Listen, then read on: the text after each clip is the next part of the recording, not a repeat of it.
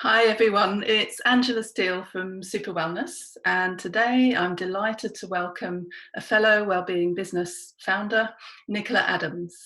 Nichola, it's great to have you here. Thanks so much for joining us. It's a great pleasure. Thank you so much for chatting today. So can you tell us a little bit more about yourself and what Inspired Ergonomics do? Yeah, so I've actually got a master's in health ergonomics, and I specialize in reducing and preventing back pain in the workplace by educating and advising companies on how to help their employees look after their posture and their general back health and active working, a whole range of things. Ah, fantastic. And so what is ergonomics actually as a science? Can you tell Yeah, us a bit more? it's a question I get asked all the time, actually, and yeah, Yeah, and when I sure. first tell people what I do, they hear economics, but Yeah.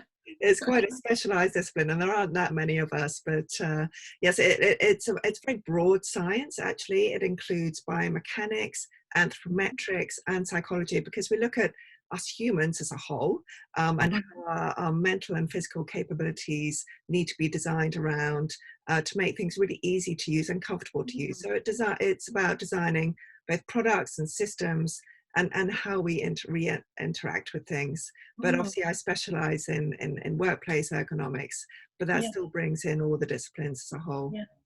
Fascinating. So I can, immediately you can think of the applications in the workplace. So talk us through that a little bit more then.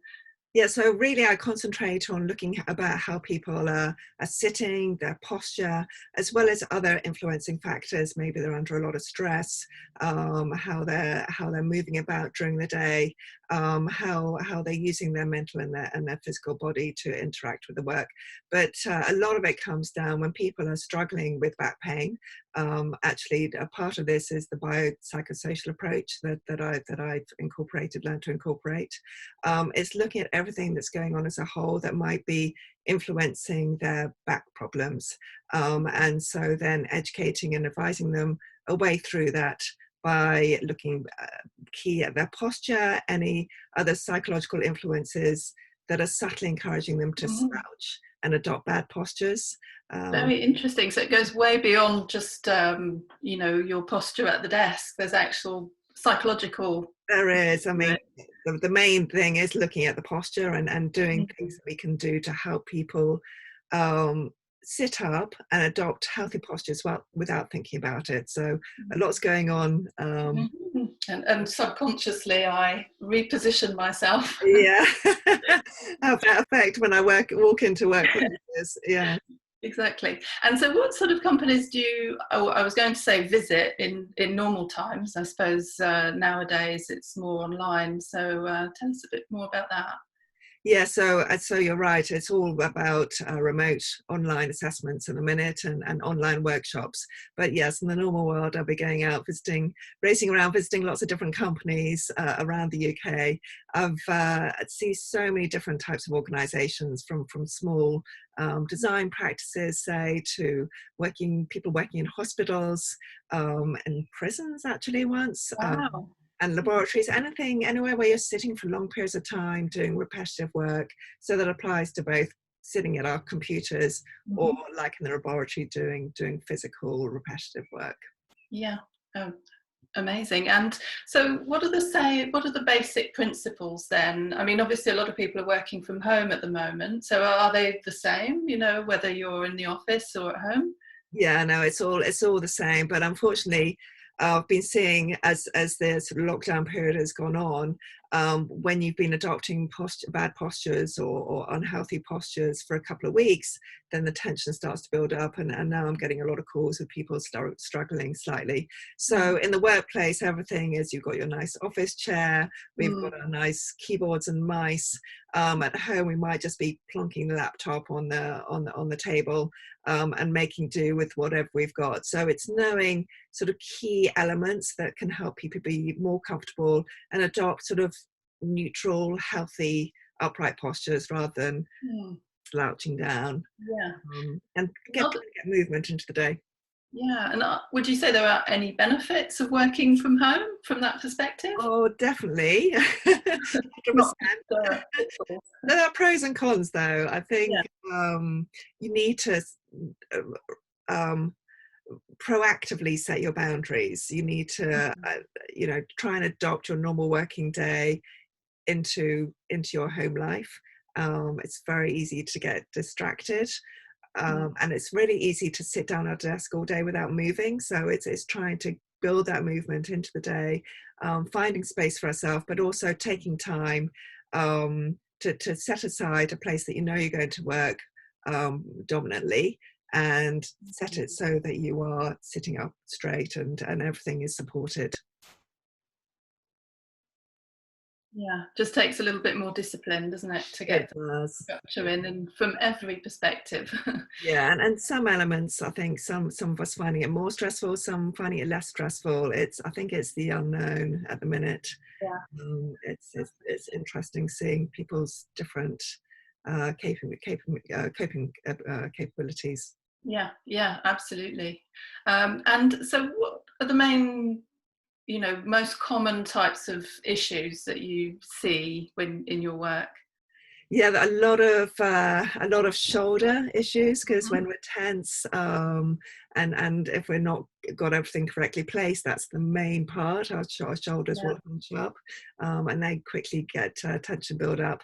Our neck, our wrists, actually, if they're not straight, it can get a build up of tension, which can pinch on the nerves and create pins and needles and things like that. And then lower back. Effectively, or Exactly, yeah. yes, but that would take a long time of adopting poor postures, but it's critical as soon as we get the early symptoms to try and correct that very quickly. But the other main thing is lower back. So if you're slouching down or slouching backwards, that quickly builds up. It's the pressure on the discs, and then there's sort of the reduction of oxygen and nutrients around our spine when we're slouching. It just stops everything flowing, so that pressure builds up there, and that's where a lot of tension builds up. Yeah, so it's not just mechanical, it's also the sort of nutrition effectively that gets into those Absolutely. tissues. Yeah. Yeah, and so a way out of that is being more active, adopting healthy postures, but yes, also eating well to reduce the inflammation build up as Yeah, yeah. yeah, that's where our two disciplines sort of meet. Yeah, it's really key to look at the body as a whole. Yeah, absolutely. Couldn't agree more. And how about stress then? Because obviously, again, that's another discipline that we both come across a lot in the workplace. So how Yeah. does that impact on musculoskeletal Yeah, issues? it's worse when we're tense, when we're stressed, we tense up, um, Hmm. and that impacts on our musculoskeletal health. Mm. I think the two interact very much with each other. So if we've got a back issue, we're going to start to feel stressed because we worry about it getting better. And if we're stressed, we're going to tense up our muscles, and that will lead to the more likelihood of back pain. So yeah, and then of course nutrition. If you're not eating so healthily, then it can build up the inflammation in your body, which also can add to the mix. Exactly. And it's all just a gradual process, isn't it, that kind of creates a vicious cycle. It's very difficult to know which is the leading cause, but it's Yeah, so yeah. very multifaceted. So you need a multifaceted approach to get out of it too. Yeah. Yeah, absolutely. Yeah, nothing's straightforward. No. Bodies are so complex, aren't they? Yeah, exactly. And so, what do you think that people they might know that, they haven't got the ideal posture or position at their desk? Do you think we tend to put up with uncomfortable positions rather than resolve them or do what's necessary, make the changes necessary? Yeah, it depends how sensitive, whether you've had a back issue actually, Mm. how much you're listening to your body. So I do often see people adopting really poor postures for the majority of time, and they're just not really tuned in and listening. And you can make some really simple but really effective changes that just help raise the awareness. Mhm. It's when your awareness is raised that you start to listen. So maybe people are got the computer over to one side and they're constantly twisted over to it, and they don't think that can then impact on their body if they're doing that for long periods of time. So it's just really raising awareness, things that you should think about, that really can make a big difference. I think it's like any habits, isn't it? It tends to be, you know, that if you haven't experienced pain, then it's less of a priority to Yeah, address it. So, totally. We get so wrapped up in our work, we just sort of sit yeah. and go, and that actually just a few minutes of effective adjustments will really help. Yeah. And so what about the fact that, you know, most of us spend so many hours sitting down, you know, what is the impact exactly of that sedentary lifestyle? Yeah, so it stops the sort of nutrients and things being able to flow around your body. So actually, even micro breaks are really helpful. Just actually, the act of standing up is fantastic for just getting things flowing again. So yeah, when you're sitting down, Mm, the guide is maybe sort of every 20 to 30 minutes have a micro break, but at the very least, every hour, make an effort to stand up, walk around, drink lots of water, so you have to keep yeah. popping to the bathroom, and our own our home, so we can sort of move around a bit. And But it helps with hydration as well. So yeah, exactly, yes, set a timer on your phone and you're off. yeah, and yes, it's set reminders somewhere that. And also sort of working around your concentration level. So everybody has a sort of natural concentration cycle. Mm, So try and work out what that is, and make sure that you stand between, or standing on phone calls, or um, any opportunity to move around. yeah. And Especially, there's a lot of talk at the moment about the Pomodoro technique, isn't there, of as sort of a way of getting people to focus because it's so easy to be distracted at home. So I can't remember how long it is, whether it's yeah, 20 something minutes yeah. or longer, but you set the timer and then, you know, you can move around for 5 minutes. Absolutely. Yeah, no, that's a lot of people find that really helpful, don't they? But it just needs that kind of organisation and planning, doesn't it? Yes. Yeah, no, I find when I need to do something creative, I need to turn everything off and Yeah. concentrate on the task at hand. Yeah, me too. Yeah. And so what do you advise for people if they're struggling with back pain then? What's your step by step approach to that? Yeah, so first of all, it's all about sort of fitting all the different bits of the puzzle together, really. Mm, So I'll see people have been struggling for a long time, even though they've been to see a physiotherapist, they're doing exercise. mm, There's just something that's stopping them from getting right. So it's in that case, it will be the posture and setting everything up to encourage that, and just actually listening to them, talking through, that can make the big difference. But if, say, they've been struggling, and I've corrected their posture, but they're still having maybe some issues. Maybe the tension buildup has been going on for such a long time that they need to see the physio or osteopath or chiropractor, and just sort of get the muscle tension eased out, and given specific exercises to help strengthen the areas that have got weak or have got an issue. Um, there is also looking at their nutrition, mm, looking yeah. at the exercise program, bit of mixture between high activity and stretching is fantastic. And keeping moving. So it's a whole variety of things that. So you're effectively signposting them towards other disciplines as well, and you're Yeah, sort of so pulling all that together into. absolutely. So I'll chat with them and I'll see, what exercise they are doing, if they're Mm, seeing someone else to help them, and just trying to put the pieces of the puzzle together yeah. for them. It's not really a one size fits all, is it? It's very tailored to each Yeah, individual. absolutely. And it depends on how long someone's been struggling for, because the Mm, longer that we've been struggling, the more actually that's where the biopsychosocial approach comes in. It's the brain that decides on the level of pain that we're experiencing. yeah. So if it's been for more than 3 months, there can be changes in our body, that Where we makes adapt to the pain, that is affecting the pain. or that we adapt to the pain, or Yes, it's sort of it's changes in the body, sort of more, sort of creating more nerve endings and things like that, which it's like we're in fight or flight. So it's trying to reduce that, and using our body's own healing capabilities, actually tapping into that those. that would make it hard to break out of that bad posture or the bad habit. Yeah. Yeah, and trying to just take a proactive approach. Um, Mhm. and that's where the signposting really helps, is helping people to help themselves, because you're Mhm. the best judge of what's going to help you. Yeah, and it really is, you know, at the end of the day, it needs that kind of proactive approach by each individual to sort of take ownership and make those changes. Yeah, because we Uh, can't be with them every day. So no, no, that's yeah, right. get them on the path to recovery. The same Yeah, with nutrition. Yeah.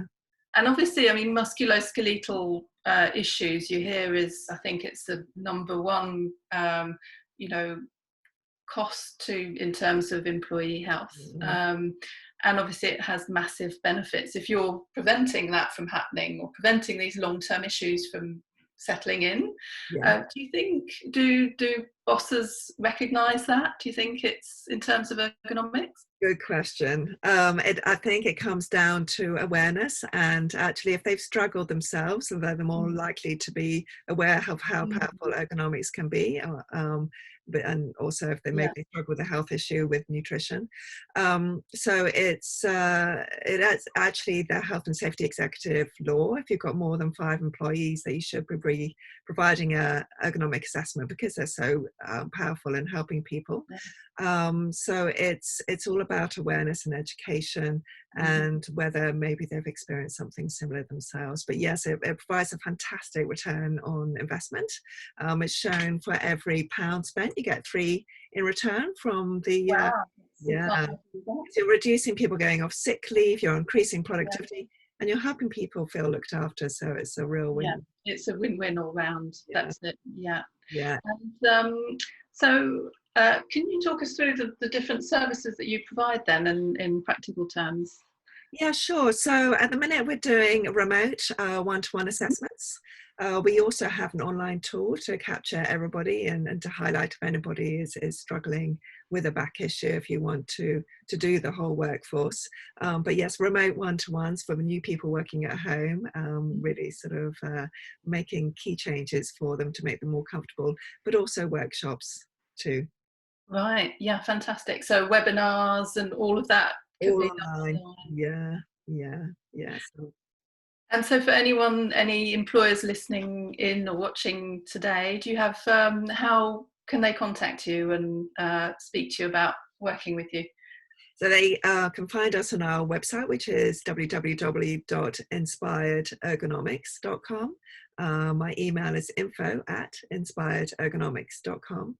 And just, yes, buzz us email and we'll be delighted to have a chat and have a talk to them. We're also on Twitter, which is through Back Carers, on Instagram, which is Nichola with an H, Inspired Ergonomics, Mm-hmm. and on Facebook as well. So across the platforms. Fantastic. And it sounds like, you know, it would be a very good call and very, very worthwhile. So, well, that was really fascinating to hear all about what you do, Nichola. So thanks for joining me Thank and you. It's speak to been a you soon. fantastic talk. Thank you. Pleasure. Take care. You too. Bye-bye. Bye bye.